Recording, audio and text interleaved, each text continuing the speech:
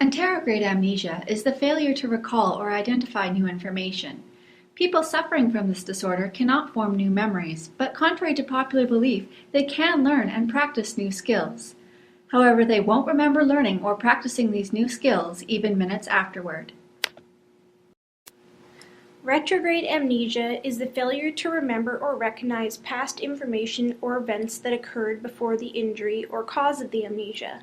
Studies have shown that retrograde amnesia is seen in varying levels of severity and can be quite different from patient to patient. As in anterograde amnesia, it is interesting to note that people suffering from retrograde amnesia can also remember how to do things. These things, like driving a car and other everyday tasks, are preserved in what is called procedural memory. Head injuries may result in anterograde and retrograde amnesia due to injury to the hippocampus, which is a region that is important for memory in the brain. Some unfortunate people suffer from both anterograde and retrograde amnesia, usually with varying degrees of recollection.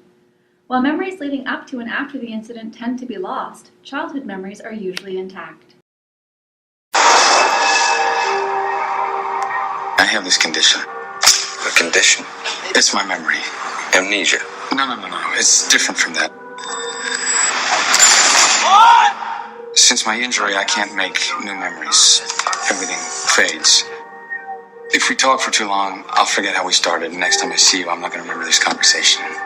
What's the last thing that you do remember? My wife. That's sweet. Dying. In Christopher Nolan's Memento, the lead character Leonard is one of those unfortunate people who suffers from both anterograde and retrograde amnesia. After an injury resulting from an altercation, at which time his wife was murdered, Leonard is unable to form new memories and cannot recall some of his past. Leonard does vaguely recall details of his wife's murder and then takes it upon himself to seek revenge and find her killer. This is made all the more difficult because Leonard cannot remember anything for more than a few minutes. When he sees someone, he cannot recall who that person is. Lenny! I guess I've already told you about my condition. Oh, well, only every time I see you. You don't remember where you've been or what you've just done. No, I can't make new memories. It's like waking. It's like you just woke up.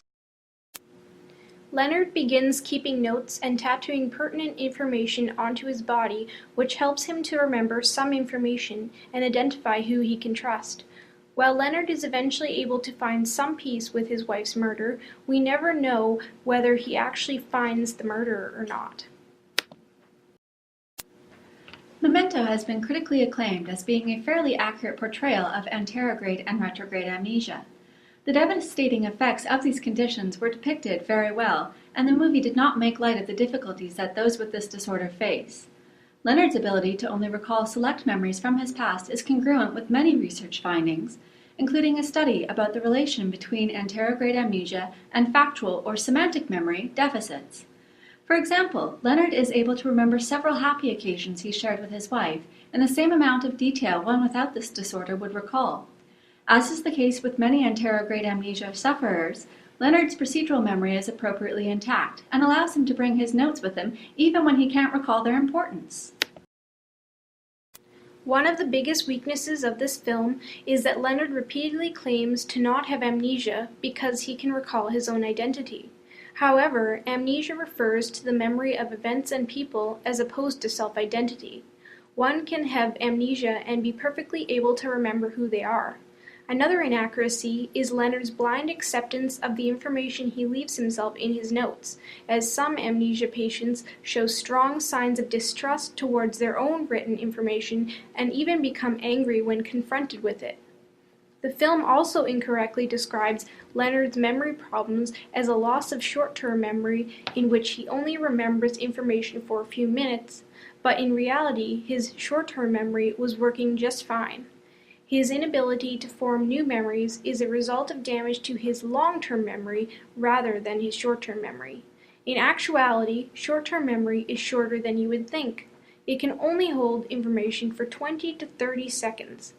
So Leonard's real problem here is the transference of the information from short-term memory into a long-term memory. As in any type of action movie, Leonard is always able to locate his car when needed, but as a sufferer of anterograde amnesia, this would be impossible. Leonard's memory would only allow him to remember the location of his car for the 20 to 30 seconds permitted to him by his short-term memory.